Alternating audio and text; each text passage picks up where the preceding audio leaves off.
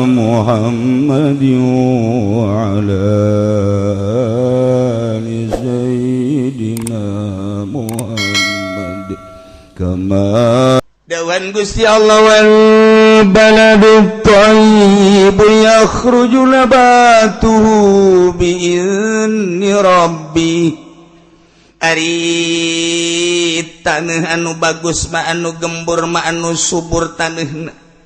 Ketika diturunan hujan teh yakhruju nabatuhu kalaluar jajadian-jajadianana. Eta kalaluar jajadian teh lain sakaluar-sakaluarna horeng biizni rabbi kalawan izin pangeran. Masya Allah. Brug hujan tiis karasana ka urang. Urang isuk-isuk anyep luar biasa cai sing karelek dina paranti lempang cai kokorolokan dan lain sebagainya di sawah kadele ku urang cai tapi galenganana kadele herang caina urang kadinya di dalam tiis-tiris bang urang sekorodong baheula mapan ka sawah teh kieu bari dikadiakeun mawa teger di dinya teh Kanyahuan kunyanya samping dikatak-takeun baju dipake ka dieu teger di bawah horeng teu make calana. Eta baheula kos karar itu. Tinggal urang sahabat, "Hai, hai, hai." Awewe anu deui sararawah teh hei-heian sugantenan, "Enak, belut, belut, belut." Belut mana? Belut mana? Eta tewak belut. Nya nama ka dieu mana belut? Eta ngagantung. Kan jaheuh.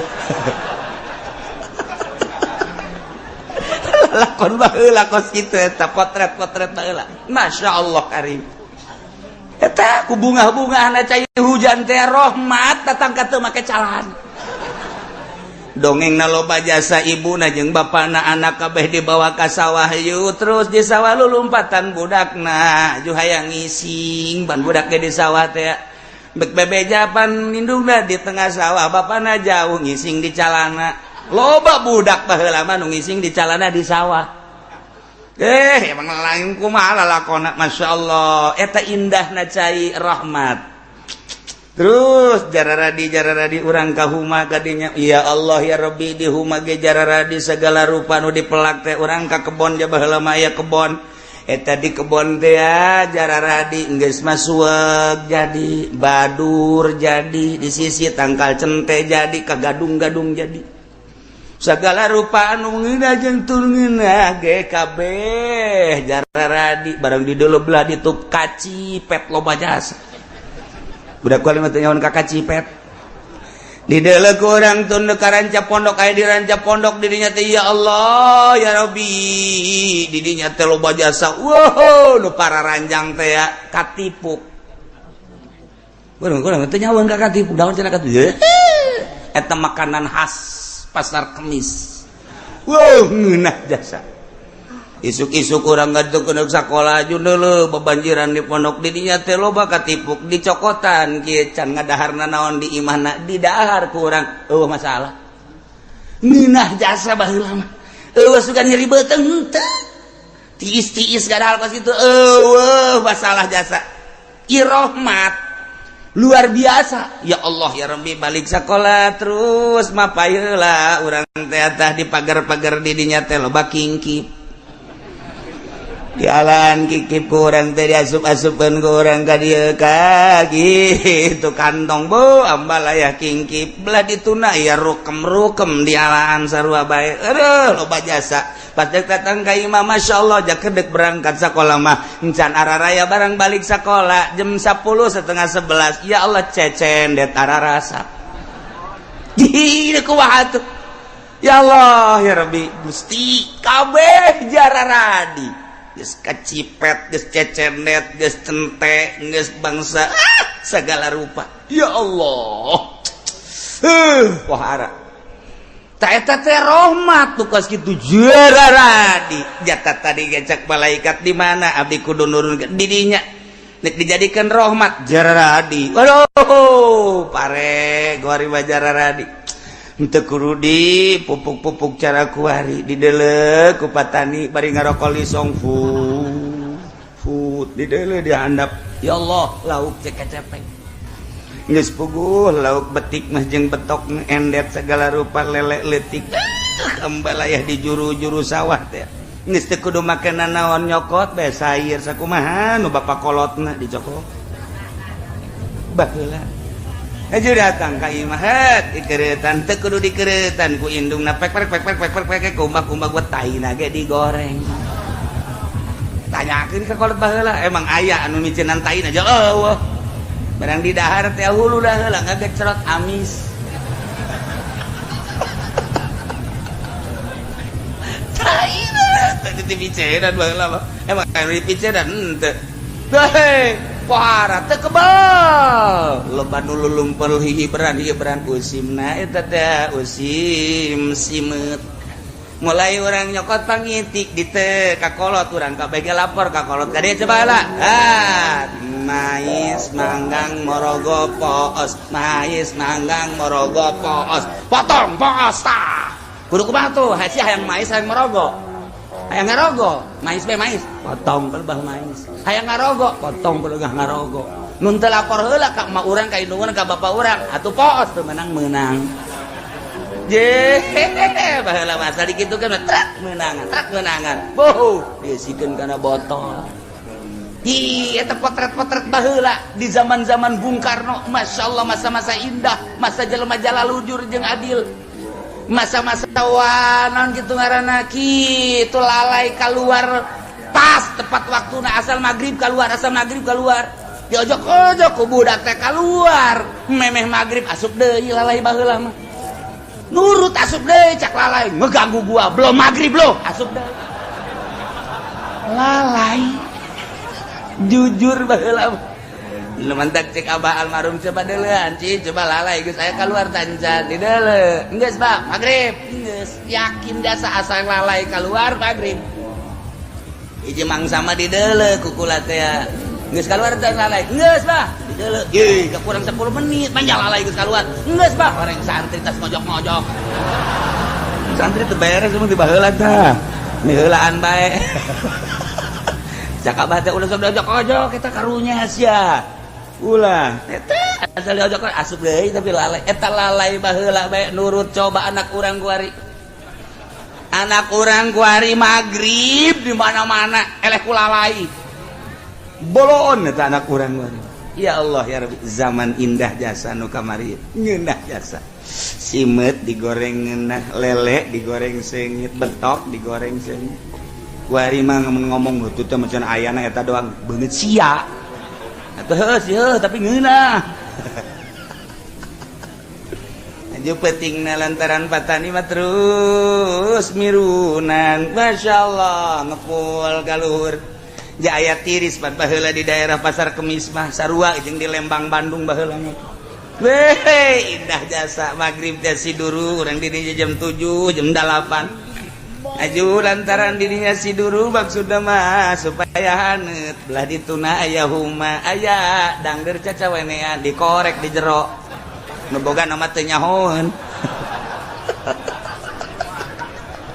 eta zaman potret baheula ya Allah ya Rabbi kajahoan ku nu bogana sae nu ngaledangder ieu manganu cenah atuh lain dicokotan ulah di kieu cabut habek jeung mamang ge moal nanaon jujur jasa cabut bae cabut cek anu ada cokotan gitu ya memang gitu nanaon atuh sepeda ge paling cenah beak 10 tang kalas sepeda 10 eta ngeunaheun kana teh kan ngeunaheun coba kuari hei cari cokotan kapulisikeun sia ku aing urusan dangder beak keboh hiji pan eta zaman teu beres eta kuari baheula mah masyaallah karim teu kebal usim cabe pan di dieu nomor pang bagusna cabe sa Indonesia cabe Cilongok ye bisa masuk terpercaya bae tanyakeun ka urang dieu aduh aing mah bangun ngalelewe ka aing sia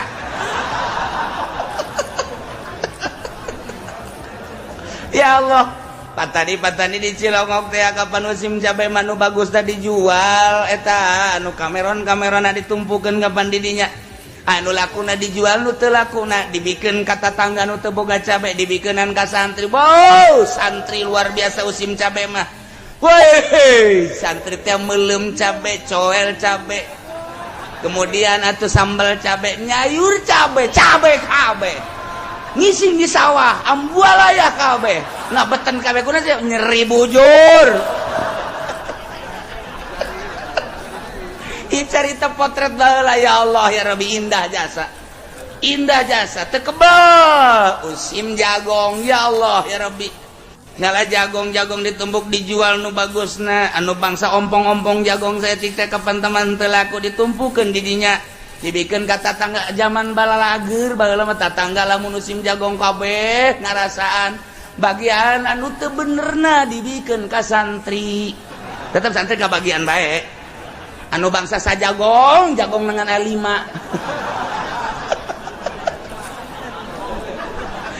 gele 5 siki atau tetep santri mah wow mantap dikereutan kunyanya dicacak di sayur atau santri emang kumaha gitu boro-boro jagong nya mah tangkal kalapa dicacak di sayur santai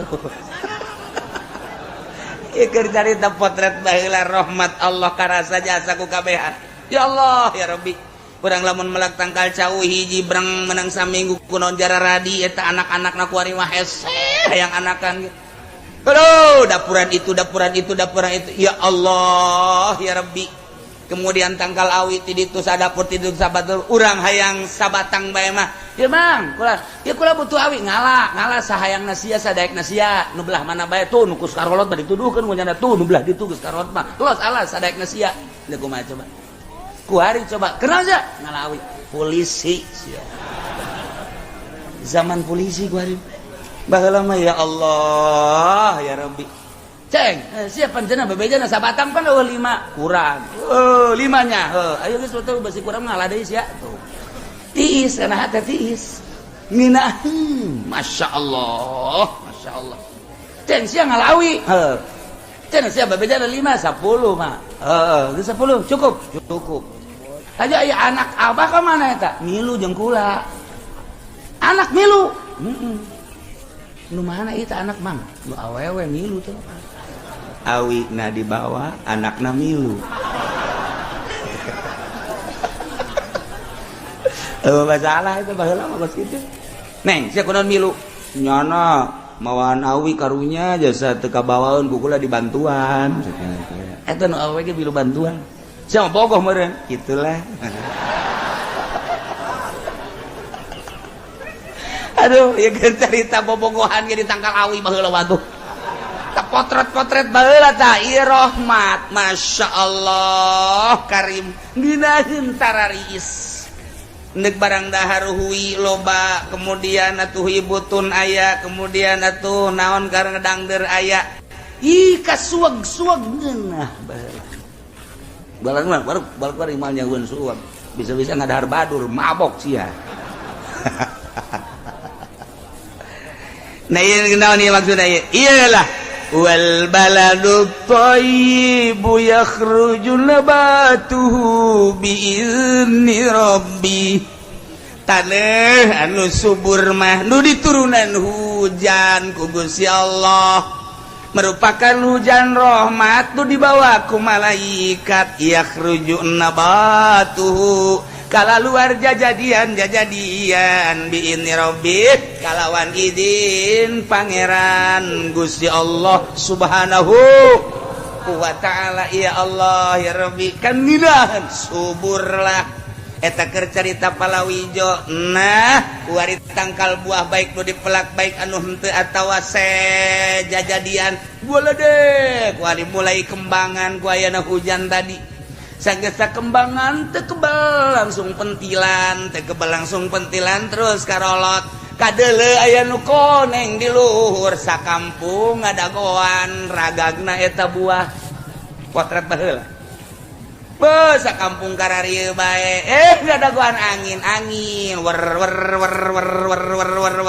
patek trok buah jeung buah lantaran patek ragagna hiji nu perebutna aya 100-an mebreg buah anu diperebutkeun mah buah daging tapi hulu bara rentus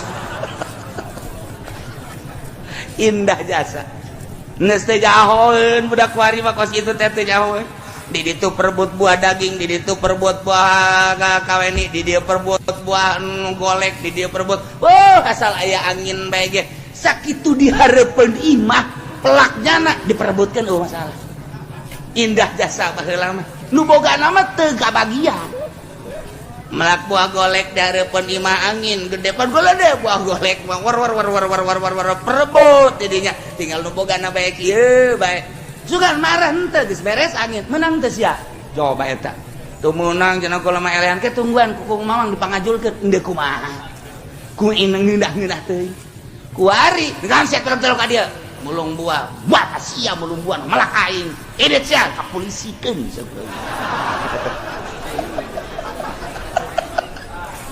jauh jasa nu masak hirup anu rada belah ditu indah jasa geus pokona hirup nu belah ditu indah jasa nu hirupna ku ari geus teu nyaho kaindahan nu ku ari mah masyaallah belah ditu kebon tuh tuh di deket imah kula kalau badi eta kebon tangkal buah segala aya buah daging aya buah kaweni aya buah limus aya buah nu ngeunah mah dinya mah tah bangsa buah nu kara itu dulu anu lamun urang ngadahar teh mun ngadahar di dieu cenang buah limus ajeuna mah urang dicarekan bae ku kita saja ngadahar buah limus nu kitu di dahar cenang pan di dieu tapi tetep bae indah bae kan baheula mah masyaallah karim berebut datang ka imahna masing-masing cak indungna sia bau tai amat sih ye jatuh ngising eta sia ada dabu di mana gorenganan perebut buah dihandap tai santri aduh geus pokona indah jasa tambah zaman eta mah indah jasa neule potret-potret ka tukang indahna par eueuh bendu babarengan buah nu saha buah nu bareng bae geus kabeh sumur hiji ku kabehan geus ya Allah ya Rabbi iyalah masa-masa jujur masa adil terasa lamun aya usim cabe kabehan ngadahar usim jagong kabehan ngadahar usim kacang kabehan ngadahar sanajan anu dipikeunnan ka tatangga mah anu kences tapi tetap kabagian kan ku ari boro-boro nu kences malah mah cangkangna dikahareupeun imah sia ka cangkangna ye atuh cangkangna ge neuleuh-neuleuh sia kadan kuna ngadahar padahal teh kudu bener ngomong kudu bener tungtungna mapan ka Sukabumi telu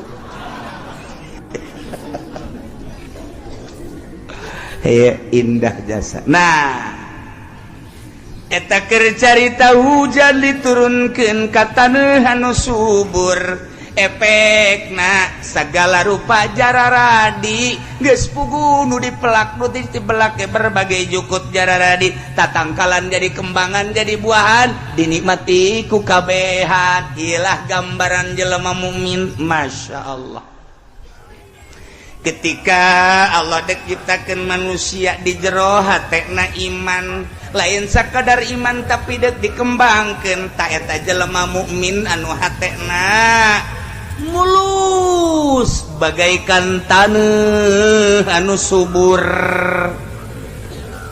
hujan teh hujan anu bakal nyemprotkeun kana taneuh subur anu bakal jadi ieu adalah wahyu Allah Al-Qur'anul Karim ketika Al-Quran disorotkeun ku hiji kiai anu ikhlas eta hujan ngaranna Al-Quran wahyu Allah disarupakeun kana hujan lantaran osok nyuburkeun disorotkeun kana hate jelema mukmin bray jararadi di jero hate teh mengembang di jero hate kesuburan ayat-ayat suci Al-Qur'anul Karim dihujankeun melalui malaikat hujan wahyu ka jero hate teh mulai kuari berkembang wudu salat puasa zakat haji sedekah jariyah dan lain sebagainya. Ialah hujan wahyu anu asup ka jero hate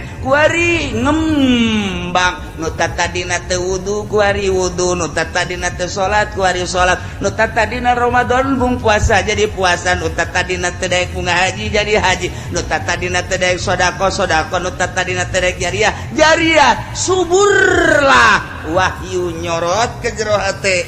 Nulir teu beda jeung hujan nu dihujankeun kana taneuh anu subur.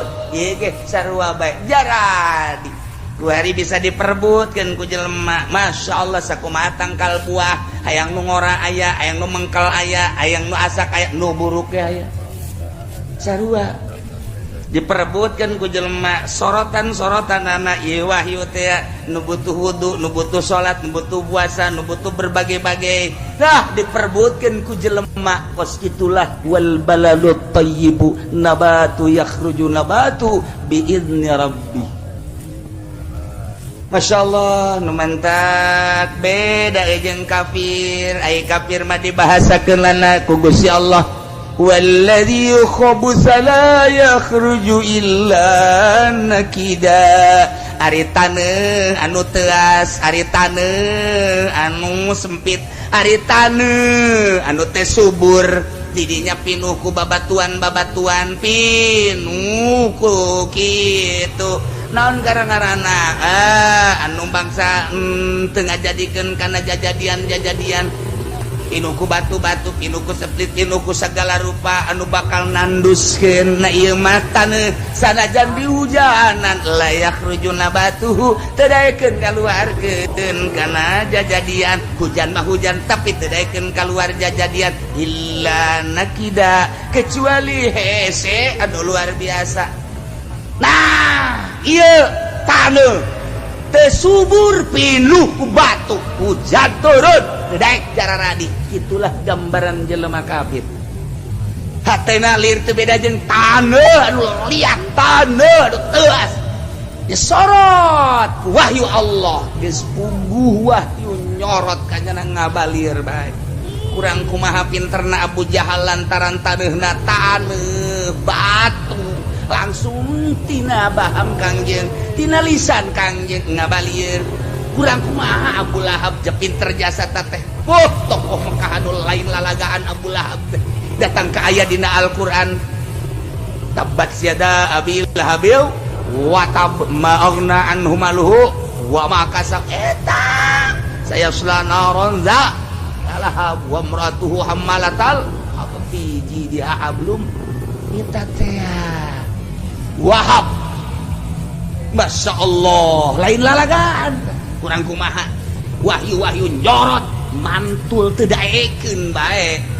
Tah Abi Lahab, Abu Jahal, Abi Lahab, Sufyan dan lain sebagainya. Eta taneuhna diciptakeun ku Gusti Allah liat pinuh ku batu. Sorot-sorot teu daekeun kuari urang mah kuari alhamdulillah ibarat taneuh mah meureun urang mah taneuh subur.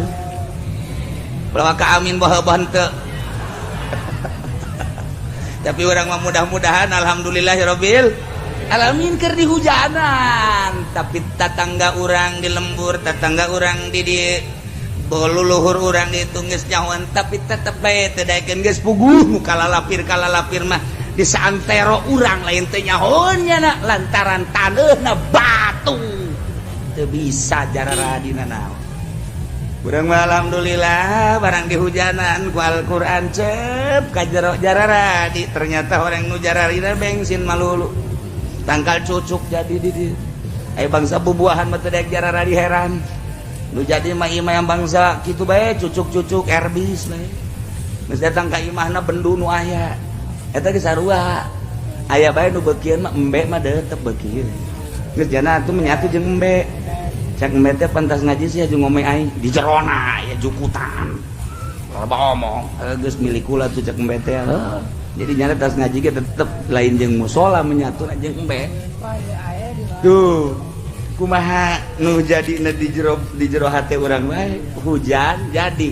Hujan ngahujanan taneuh subur taneuhna geus bapare jadi. Atuh dangder jadi, kui jadi, geus puguh bubuahan jadi, horenganan tangkal bujang kaget ge anu katoel aja.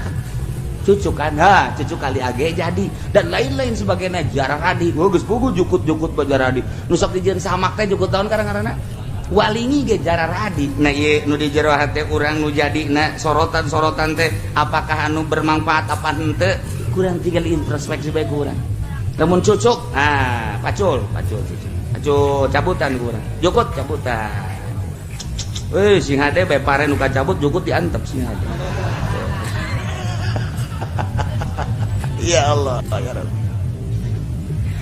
lamun urang ngembalikan ke maha kakawasaan Gusti Allah nyaritakeun hujan jeung taneuh anu subur ketika di hujanan teh jarara di kamangpaatanana karasa baik ku nu bogana atawa ku batur kitu keneh hate-hate jelema mukmin ketika di hujanan wahyu Al-Qur'anul Karim jarara di engke bisa dinikmati baik ku nyana atawa ku batur nikmat jasa horeng kabeh ge biizni rabbi urang nu mantak aya di dieu ge keur di hujanan ku ayat wal baladut thayyib ieu teh aya izin Allah lamun teh aya izin Allah masa gagahna urang sahebat ta urang saboga mobil urang saboga ongkos urang tetep bae teu daekeun ka dieu eueuh izin ti Allah urang nu mantak aya di dieu aya izin Allah deuk naraon cenah ieu ka dieu deuk ngaji lain deuk naon deuk teuleuh pondok nu kamari kahuruan teh